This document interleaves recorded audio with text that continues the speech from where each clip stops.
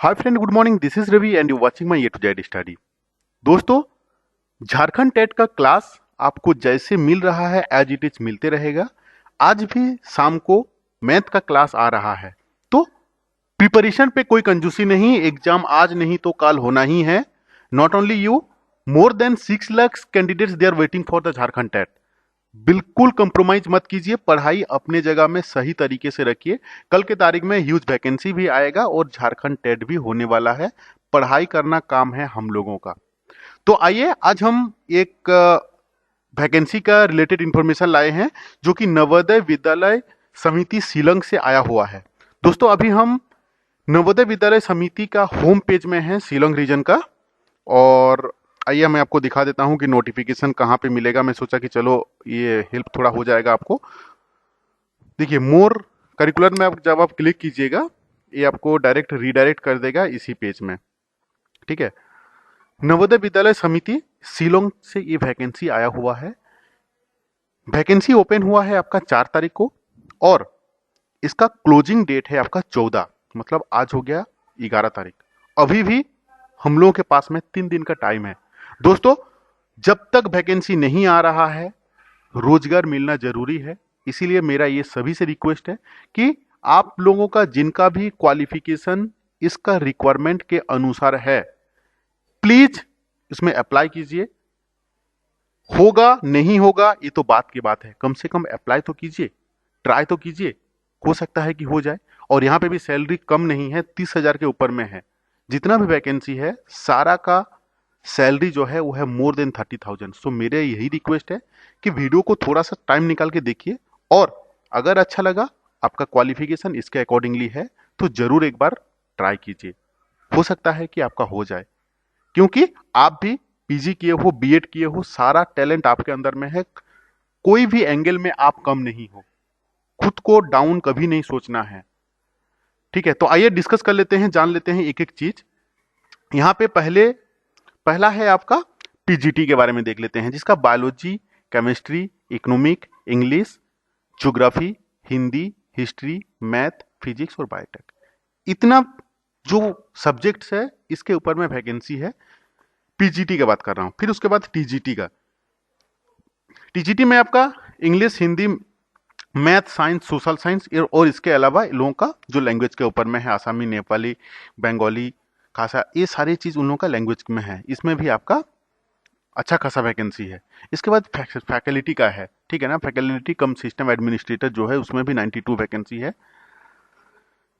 सबसे पहले हम लोग देख लेते हैं essentials and desirable qualifications eligibility. ये जो है आपका पीजीटी का। पीजीटी में क्या होना चाहिए आप जानते हो, अभी की इंटीग्रेटेड कोर्स चल रहा है। 2 years integrated course, 4 years integrated course. तो मैं आशा करता हूं कि आप लोग ऑलरेडी सारे ग्रेजुएट और बीएड सारा का है, या तो कुछ कुछ का डीएलएड भी होगा। सबके लिए वैकेंसी है। थोड़ा सा पैसेंस लगा के देखिए, हो सकता है कि आपका काम में आए।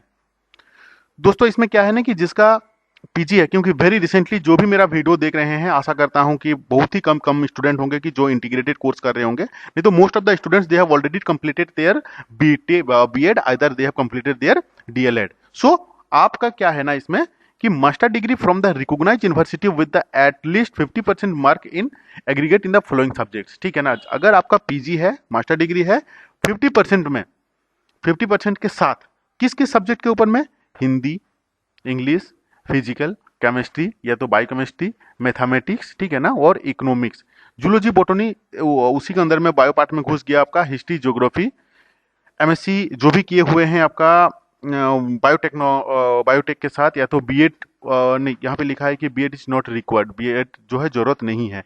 जो पीजीटी के जो वैकेंसी निकला हुआ है इसमें से जो बायोटेक है उसमें बीएड जरूरत नहीं है।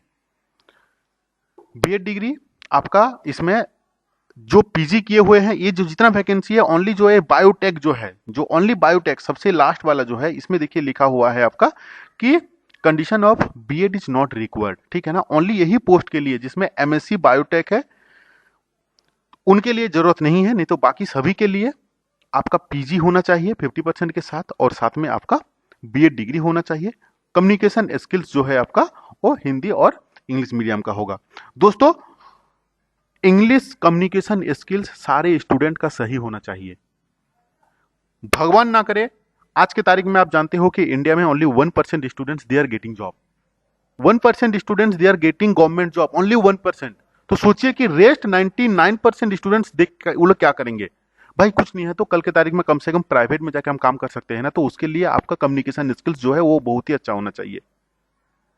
ठीक है ना, तो कम्युनिकेशन स्किल्स के ऊपर भी ध्यान रखिए। Very recently I am going to start the spoken English का क्लास मैं स्टार्ट करने के लिए जा रहा हूं। ठीक है, तो यहाँ पे अभी क्या हुआ कि पीजी होना चाहिए, बीएड होना चाहिए और आपका हिंदी और इंग्लिश मीडियम का होना चाहिए, क्योंकि इसमें कम्युनिकेशन स्किल्स देखा जाता है। नवोदय में बेसिकली जो करते हैं सेंट्रल स्कूल्स में, केवीएस में, उन लोगों का कम्युनिकेशन स्किल्स बहुत ही अच्छा होना चाहिए।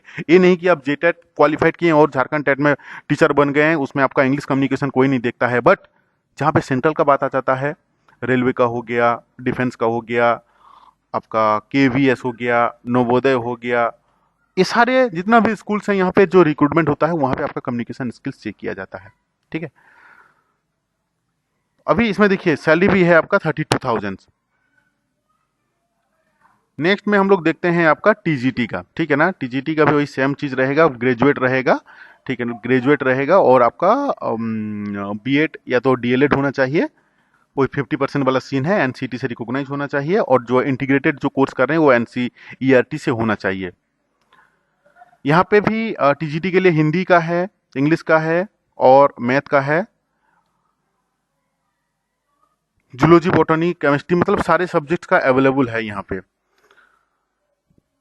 टीजीटी सोशल स्टडी में भी आपका ज्योग्राफी, इकोनॉमिक, पॉलिटिकल साइंस, मैं इसका पीडीएफ आपको डिस्क्रिप्शन बॉक्स में डाल दे रहा हूँ, तो आपको इजी रहेगा कंप्लीट, क्योंकि अगर मैं पूरा को समझाऊंगा तो वीडियो बहुत लंबा हो जाएगा, काफी लंबा हो जाएगा। ठीक है ना, तो इसमें बेसिकली देखिए जो पीजीटी था उसमें सीटेट क्वालिफाइड नहीं मांगा था, लेकिन जो टीजीटी है, टीजीटी के लिए pass the central teacher eligibility test, मतलब सीटेट आपका क्वालिफाइड होना चाहिए।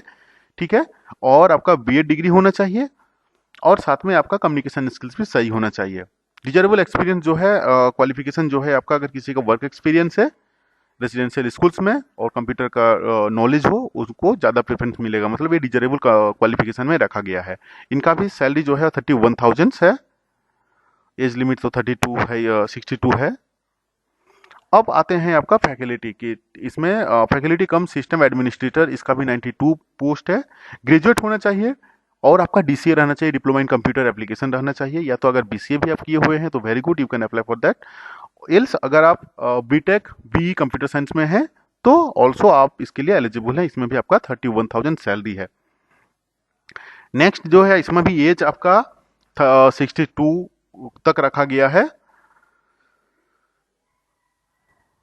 तो दोस्तों अगर अच्छा लगा तो लाइक जरूर करें, और अगर आपका क्वालिफिकेशन इसके साथ मैच करता है तो मैं सबको रिक्वेस्ट करूंगा कि उसमें आप जाके जरूर अप्लाई कीजिए। Thank you to watching this video. मैं इसका पीडीएफ को डिस्क्रिप्शन बॉक्स में डाल दे रहा हूं कि आप वहां से डाउनलोड करके आराम से सारी चीज फिर से स्टार्टिंग से लास्ट तक देख सकते हैं। और झारखंड टेट का हम लोगों का क्लास एज इट इज आते रहेगा। 1 to 5, 6 to 8 का सिलेबस कंप्लीट करना मेरा काम है। जब तक जेटेट 2020 या 2021 का नोटिफिकेशन आएगा तब तक मैं 2016 का जो सिलेबस है उसको 100% कंप्लीट कर दूंगा, कि कल के तारीख में जब मेरे पास न्यू सिलेबस आएगा उसमें मोस्टली 2 to 3 से 4 चैप्टर्स होंगे जो कि एडिशनल हर एक सब्जेक्ट में ऐड होगा। तो सपोर्ट कीजिए। Thank you to watching this video.